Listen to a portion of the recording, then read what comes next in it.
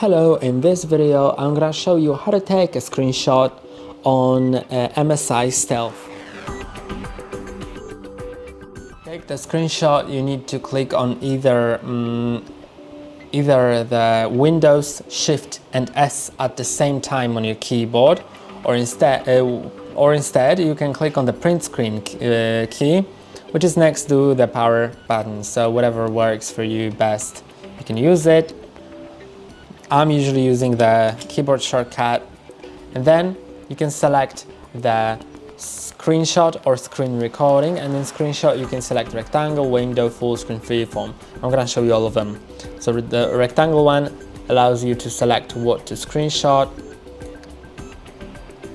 then it will be screenshotted. You don't have to click on the notification because it's automatically copied to your clipboard and saved to screenshots folder, so you can either paste it somewhere or go to the File Explorer, Pictures, Screenshots, and it'll be here. Now I'm gonna show you the Windows screenshot. So let's select the window now, hover over the window that you want to screenshot and click on it. As I click on the notification, it allows me to draw on the picture, so I can just draw something. I can also highlight something, do some shapes or whatever, or erase something. So then after editing, remember that you need to, when you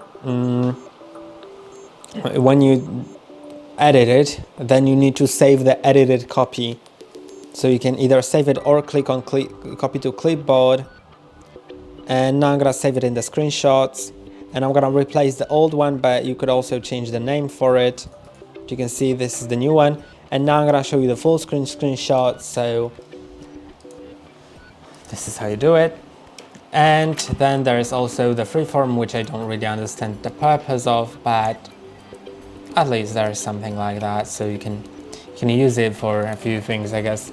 That's all for today. Don't forget to like and subscribe. See you next time.